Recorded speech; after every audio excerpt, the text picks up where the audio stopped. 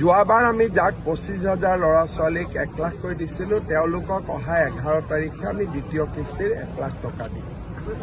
যদি এই আঁচনিখন সফল হয়, অহা 5 বছৰত আমি 10 লাখ ল'ৰা ছোৱালীক, প্ৰতি সমষ্টিৰ 7-8 হাজাৰ ল'ৰা ছোৱালীক আমি এই আঁচনিৰ সুবিধা দিবলৈ চেষ্টা কৰিম। ইয়াত এটা বহুত ডাঙৰ ৰিস্ক আমি লৈছোঁ।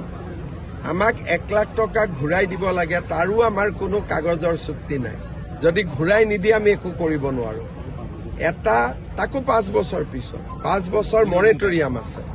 এটা বিশ্বাসৰ ভিত্তিত এই আঁচনিখন কৰা হৈছে যে চৰকাৰে ৰাইজক বিশ্বাস কৰে আৰু নিশ্চয় ৰাইজেও চৰকাৰৰ বিশ্বাসৰ এটা মূল্য দিব। গতিকে এই গোটেই আঁচনিখন আস্থা আৰু বিশ্বাসৰ ওপৰতে ৰখা।